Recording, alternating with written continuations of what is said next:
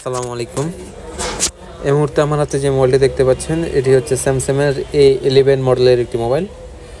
এই মোবাইলটির সমস্যা হচ্ছে হ্যাঙ্গন লোগো। মোবাইলটির লোগোতে এসে দাঁড়িয়ে থাকে কিন্তু মোবাইলটি পুরোপুরি চালু হয় না। এই মোবাইলটি মূলত আমাদের কাছে একজন টেকনিশিয়ান ভাই পাঠায়। উনি আইসি রিলেটেড কাজ করেন না। উনি মোবাইলটিতে ফ্ল্যাশ করে দেখেছেন, তারপরেও কিন্তু মোবাইলটি যে সমস্যা হ্যাঙ্গন লোগো এটি কিন্তু সমাধান হয়নি। বর্তমান সময়ের যে ফোনগুলো এগুলো এই ধরনের সমস্যা মূলত যে প্রসেসর আইসিটি আছে এই আইসি থেকে হয়ে থাকে। কিছু কিছু ফোনে দেখা যায় আপনার ক্যামেরা আসে না, সাউন্ড বাজে না, ওয়াইফাই চলে না, সিম পায় না, এই ধরনের সমস্যাগুলো হয়ে থাকে। এই সমস্যাটি আমরা কিন্তু প্রসেসরটি রিবোলিং করার মাধ্যমে সমাধান করতে পারি।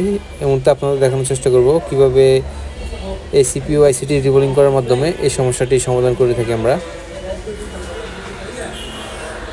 আপনারা যারা আমাদের মাধ্যমে আপনাদের মোবাইলগুলো সার্ভিস করাতে চাচ্ছেন তারা স্ক্রিনে দেওয়া নাম্বারে যোগাযোগ করতে পারেন অথবা সরাসরি চলে আসতে পারেন mobile care and servicing centre 5/1 আল্লাহ কজি মসজিদ market gate, Mohammadpur bus stand, Dhaka.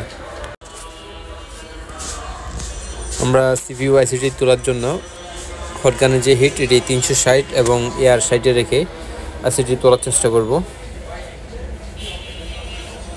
এই ধরনের সমস্যাগুলো হওয়ার মূল কারণ হচ্ছে আইসির নিচে যে পেস্টগুলো ইউজ করা থাকে।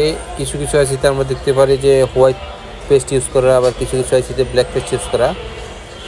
এই পেস্টগুলো ইউজ করার মূল কারণ হচ্ছে আইসিটিকে ওয়াটারপ্রুফ করে রাখা, কিন্তু দেখা যায় একটি নির্দিষ্ট সময় চলার পর এই যে পেস্টগুলো ইউজ করা হয়েছে আইসির নিচে এগুলোর টেম্পার নষ্ট হয়ে যায়।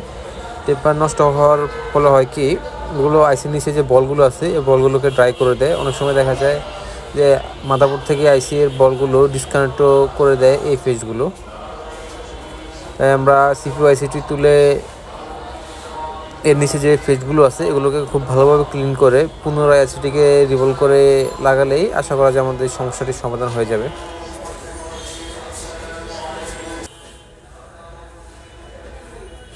আমরা মাদারবোর্ডটি ক্লিন করার জন্য সোল্ডারিং আয়রনের যে হিট এটি 380-তে রেখে আস্তে আস্তে মাদারবোর্ডটি ক্লিন করার ট্রাই করতেছি। মাদারবোর্ডটি ক্লিন করার ক্ষেত্রে অবশ্যই খেয়াল রাখতে হবে যে সোল্ডারিং আয়রন দ্বারা যাতে মাদারবোর্ডের মধ্যে জোরে কোনো ঘষা না লাগে। এতে করে হবে কি, মাদারবোর্ডের মধ্যে যে পিনগুলো আছে এগুলো একটার সাথে একটা লেগে শর্ট হয়ে যেতে পারে। অনেক সময় দেখা যায় মাদারবোর্ড থেকে লাইনগুলো ছিঁড়ে উঠে চলে আসতে পারে। এই জন্য আমাদের খুব সাবধানতার সাথে মাদারবোর্ডটি ক্লিন করতে হবে। স্যামসাংয়ের মাদারবোর্ডগুলো এমনিতে একটু দুর্বল প্রকৃতির মাদারবোর্ড হয়ে থাকে।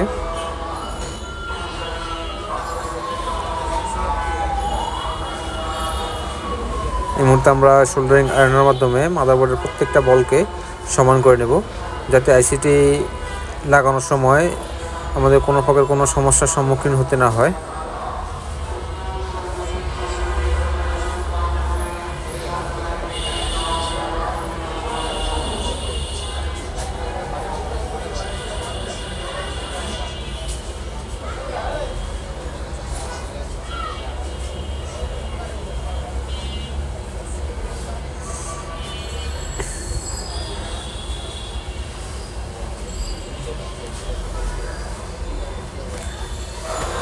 এই ধরনের আইসি রিলেটেড কাজ আমরা প্রায় প্রতিনিয়তই করে থাকি। তাই আপনারা যারা আমাদের মাধ্যমে আপনাদের মোবাইলগুলো সার্ভিস করাতে চাচ্ছেন তারা স্ক্রিনে দেওয়া নাম্বারে যোগাযোগ করতে পারেন। আমরা মোবাইলের মাদারবোর্ড জনিত যে কোনো সমস্যার সমাধান করে থাকি। আমাদের মাদারবোর্ডটি ক্লিন করা শেষ। এই মুহূর্তে আমরা যে সিপিইউ আইসিটি আছে এই আইসিটিকে ভালোভাবে ক্লিন করে নেব। সিপিইউ আইসি ক্লিন করার ক্ষেত্রে খেয়াল রাখতে হবে যাতে সোল্ডারিং আয়রনের হিট অতিরিক্ত মাত্রা বেশি না থাকে। আমরা 330 বা 350 রেখে আইসির যে গ্লুগুলো আছে এগুলোকে পরিষ্কার করার চেষ্টা করতেছি।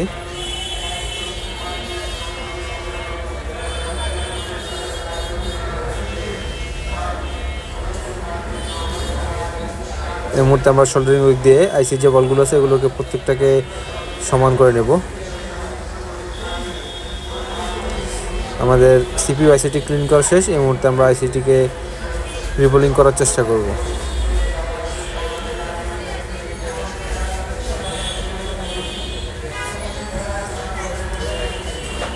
আইসি ক্লিন করার পরে অবশ্যই ভালোভাবে খেয়াল করতে হবে যাতে আইসির কোনো জায়গায় কোনো পেস্ট লেগে না থাকে, এতে করে আইসিটি সঠিকভাবে রিবোলিং হবে না।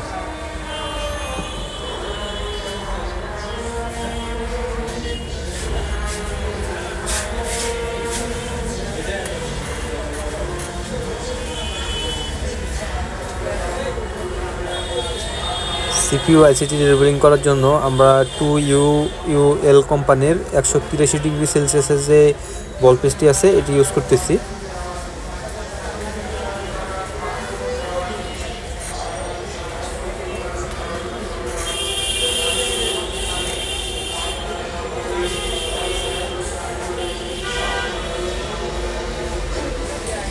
আমরা সাধারণত আইসিটিকে 2 বার করে রিবোলিং করে থাকি, অর্থাৎ একবার বল করার পরে যে বাড়তি বলগুলো আছে এগুলোকে ব্লেড দিয়ে কেটে পুনরায় বল পেস্ট লাগিয়ে আবার বল করি। এতে করে হয় কি আইসির কোনো বল উঁচু নিচু থাকার কোনো সম্ভাবনাই থাকে না, প্রত্যেকটা বল এক সমান হয়ে থাকে।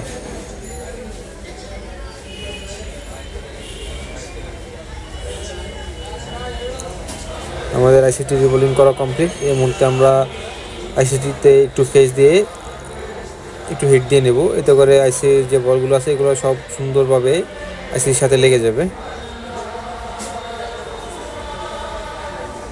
আমাদের আইসিটি মাদারবোর্ডে ইনস্টল করার জন্য এখন একদম প্রস্তুত।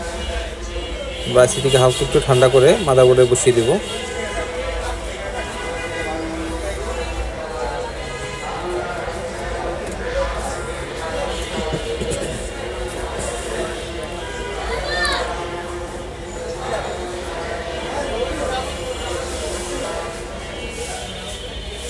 আইসিটি লাগানোর জন্য আগের সেম প্রসেসই ব্যবহার করতে হবে, অর্থাৎ হটগানের হিট 360 এবং এয়ার সাইডে রেখে আমরা আইসিটি লাগানোর চেষ্টা করতেছি।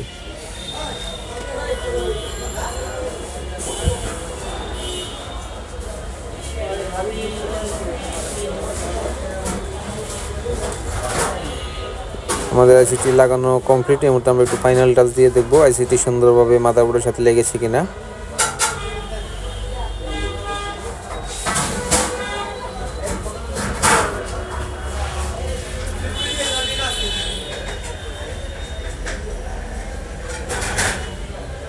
আমরা মাদারবোর্ডের সাথে আইসিটিকে লাগিয়ে নিয়েছি। এই মুহূর্তে আমরা মাদারবোর্ডটিকে একটু ঠান্ডা করে নেব। ঠান্ডা হওয়ার পরে ভালোভাবে ওয়াশ করে মোবাইলের সাথে লাগিয়ে দেখব আমাদের যে সমস্যাটি ছিল এই সমস্যাটি সমাধান হয়েছে কিনা।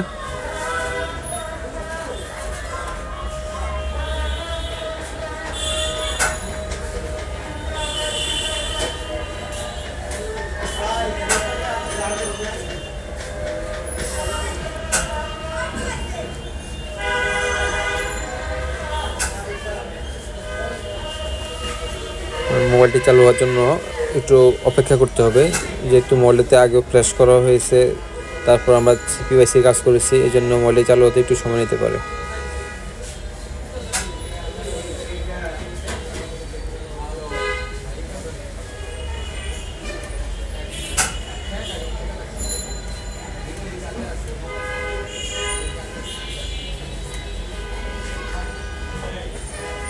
আলহামদুলিল্লাহ আমাদের মোবাইলটি কিন্তু পুরোপুরি চালু হয়ে গেছে।